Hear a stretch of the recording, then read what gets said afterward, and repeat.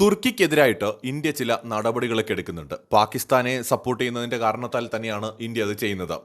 ഇസ്രായേലും തുർക്കിയും തമ്മിലും ഒട്ടും നല്ല ബന്ധമല്ല, വളരെ വളരെ മോശമായ ബന്ധമാണ്. ഗ്രീസിന്റെ കാര്യം പറയുകയും വേണ്ട, ആരും തുർക്കിയിലേക്ക് യാത്ര ചെയ്യരുത് എന്ന് പോലും ഗ്രീസ് പറഞ്ഞിരിക്കുകയാണ്. തുർക്കിയും ഗ്രീസും അടുത്തടുത്ത് കിടക്കുന്ന രാജ്യങ്ങൾ കൂടിയാണ്. മെഡിറ്ററേനിയൻ കടലിനോട് ചേർന്ന് കിടക്കുന്ന രാജ്യങ്ങളാണ് ഇസ്രായേൽ ആണെങ്കിലും തുർക്കി ആണെങ്കിലും ഗ്രീസ് ആണെങ്കിലും. ഇവിടെ ഇസ്രായേലിന്റെ എതിരാളിയാണ് തുർക്കി, ഗ്രീസിന്റെയും എതിരാളിയാണ് തുർക്കി. ഇപ്പോൾ ഇതാ ഇന്ത്യയുടെയും എതിരാളിയായിട്ട് മാറിയിരിക്കുകയാണ് തുർക്കി. കോമൺ ഫാക്ടേഴ്സ് നമുക്കിവിടെ കാണാനായിട്ട് സാധിക്കും. ഗ്രീസ്, ഇസ്രായേൽ, ഇന്ത്യ, ഈ മൂന്ന് രാജ്യങ്ങളും തമ്മിൽ സവിശേഷമായൊരു കൂട്ടുകെട്ടും സൗഹൃദവും അന്താരാഷ്ട്ര തലത്തിൽ തന്നെ ഉണ്ടായിരിക്കുകയാണ്.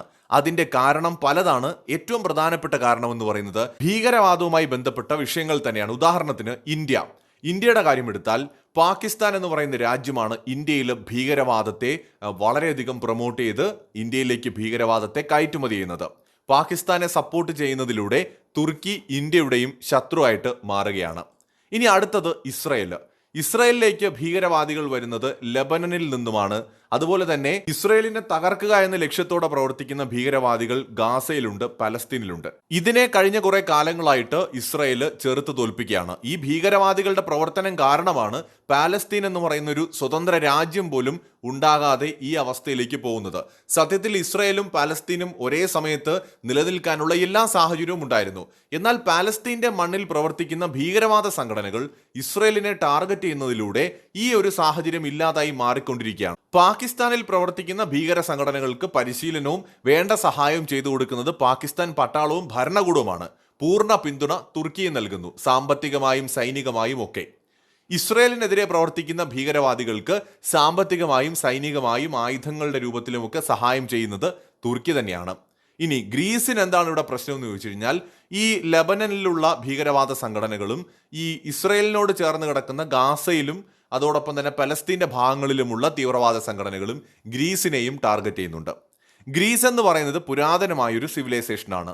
ഇസ്രായേൽ എന്ന് പറയുന്നത് 3000 വർഷത്തോളം പഴക്കമുള്ളൊരു സിവിലൈസേഷനാണ്. ഇന്ത്യ എന്ന് പറയുന്നതും 5000-ഓളം വർഷം പഴക്കമുള്ളൊരു സിവിലൈസേഷനാണ്. ലോകത്തിലെ പുരാതനമായ 3 സിവിലൈസേഷൻസ് എന്ന പ്രത്യേകതയും ഈ 3 രാജ്യങ്ങൾക്കുമുണ്ട്. ഇവിടെ എല്ലാം തന്നെ പൊതുവായ ശത്രു എന്ന് പറയുന്നത് ഭീകരവാദമാണ്. ഈ 3 രാജ്യങ്ങളും ഭീകരവാദത്തിനെതിരായിട്ടാണ് ഫൈറ്റ് ചെയ്തുകൊണ്ടിരിക്കുന്നത്.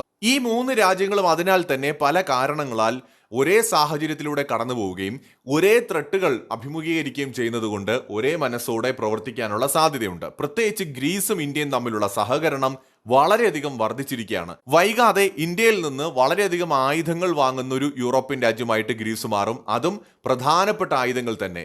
ഇന്ന് ഈ പാകിസ്ഥാനുമായിട്ട് നടന്ന യുദ്ധത്തിന്റെ പശ്ചാത്തലത്തിൽ ലോകം തിരിച്ചറിയുന്ന ഒരു കാര്യമുണ്ട്. ഇന്ത്യയുടെ പ്രതിരോധ സംവിധാനങ്ങൾ ലോകത്തിലെ ഏറ്റവും മികച്ച സംവിധാനങ്ങളിൽ ഒന്നാണ്. പാകിസ്ഥാൻ ഇന്ത്യക്കെതിരെ നടത്തിയ ആക്രമണങ്ങളെല്ലാം നമുക്ക് തടുക്കാൻ സാധിച്ചു.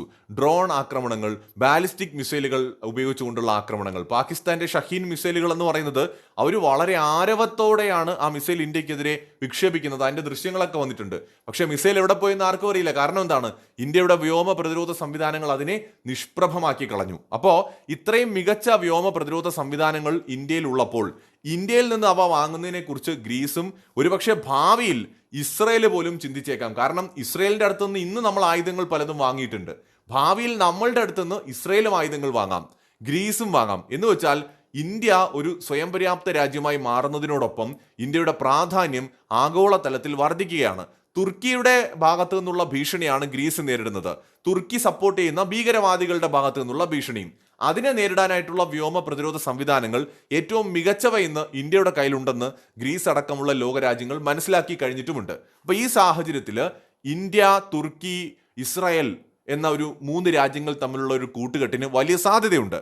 ഇന്ത്യൻ സബ് കോണ്ടിനെന്റിലുള്ള ഇന്ത്യ, മിഡിൽ ഈസ്റ്റിന്റെ ഭാഗമായിട്ടുള്ള ഇസ്രായേലും ഒപ്പം യൂറോപ്പിന്റെ ഭാഗമായിട്ടുള്ള ഗ്രീസും വളരെ ശക്തമായ ഒരു കൂട്ടുകെട്ട് രൂപപ്പെട്ടു വരുന്നുണ്ട്.